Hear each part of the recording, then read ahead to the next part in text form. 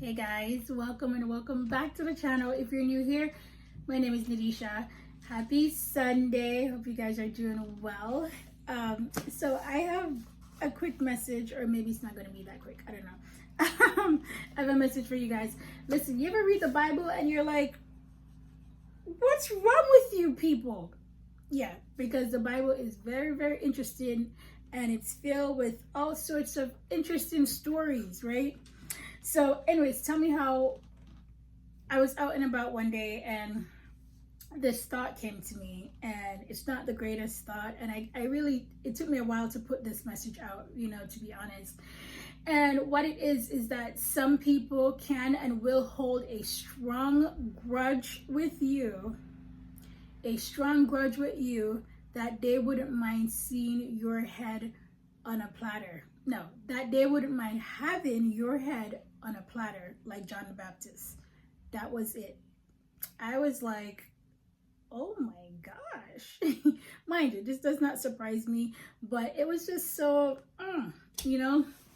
Anyways, I had to go to the scripture to find this story because it's important. All right, so if you know anything about John was a good man. He baptized Jesus, he was a prophet, all the things. So what happened and what landed John to be killed, this is the story. This is how it went, right? But before that, what is a grudge?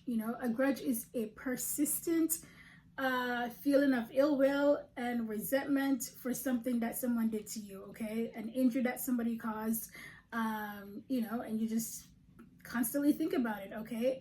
And the thing about grudges, people don't always get their revenge this immediately. They wait, okay? And you need to understand that people can hold a grudge with you for anything. Just by telling somebody, no, not right now, not right now, I just let me think about it. That can cause a grudge. It doesn't take much for someone to hold a strong grudge towards you, all right? So anyways, story with John. So basically, Herod the Tetrarch, right?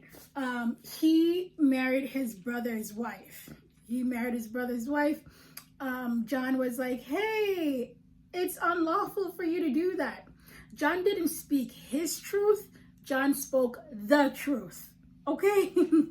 It's not like John was sharing his personal story. No, John spoke the truth. It was unlawful.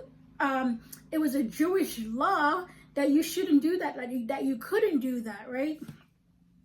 Tell me how Herod and Herodias, his wife, held such a strong grudge with John that they threw him in prison. They wanted to kill him, but because of that, like, he was a prophet, he was a man of God, they kind of was like, you know what, just throw him in prison, right? And so anyways, Herod was having a birthday and he had a lot of guests and people around. And it says that his daughter danced for them, and it pleased Herod so much that he promised an oath to her to give her whatever she asked, okay? I don't know how old this daughter was, but she probably had everything she needed and everything she wanted that she didn't know what to ask for, okay? And it said that, prompted by her mother, she said, give me here on a platter the head of John the Baptist, okay? So her mother, Herodias, who had a strong grudge with John, said, hey, listen, come over here. Ask for the head of John the Baptist. I can't imagine how traumatized that girl must have been, like, wait, what? Like the head of John the Baptist? And it says right here, the king, he said he was so distressed, but because, he doesn't want to, he want to save face, basically, because he, how those movies, they're like, yeah, anything you want, child, you can have. And, after saying all of that, and then when she made her request, he's like, oh my gosh, like, he doesn't want to look bad. So he's like, he just did it. He ended up doing it. Because mind you, even though Herod held a grudge with John, Herod liked John. He liked him enough. He used to listen to his teachings and all of that. So he was very distressed. He really liked John.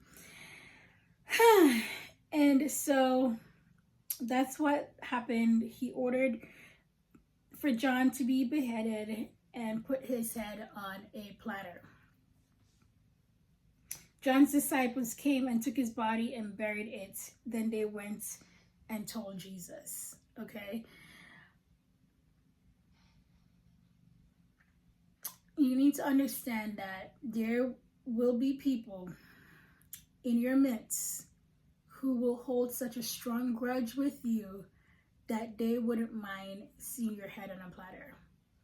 As gross as that is, as sickening as that is, it can happen, okay? And it may not even be as extreme as a head on a platter, but you need to understand that people will go to any lengths to do harm to you because you're holding a grudge, okay? You need to understand that in this walk, when you are doing what God has asked you to do, when you are in his will and you are speaking the truth, okay? The truth, the truth,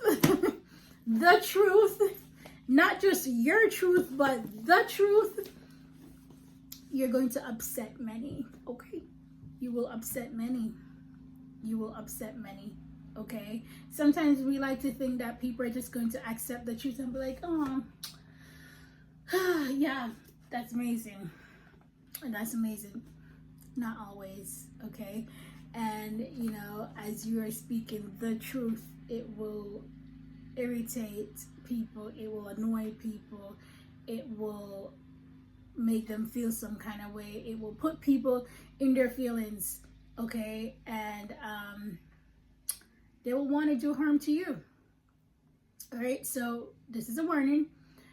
Know the people around you who you might suspect that is holding a grudge with you. Know who these people are, okay? And know how to move around them. But yeah, just know that, you know, with God's prophets and prophetess and anointed ones and apostles and pastors and everybody, you need to understand that as you go out there and you stand up for righteousness and you speak the truth, there's not many people who will like it. But the weapons may form, but they will not prosper. God promised us this. The weapons may form, but they will not prosper, okay? Continue to speak the truth and do what God has called you to do. And don't live your life in fear. Don't live your life, you know, afraid and scared of what people might think. Do what you were called to do. Do what you came on the planet to do. Fulfill that. All right, guys. Thank you so much for watching. You need to understand that I appreciate each and every one of you guys. I can't believe the people who stood by this channel from day one. You know, it's just, can you imagine the first subscriber? Can you imagine the second subscriber? The person who was like, gosh, I guess I'm number 5. Really appreciate you guys. All right, guys. Thank you so much. And I'll talk to you soon.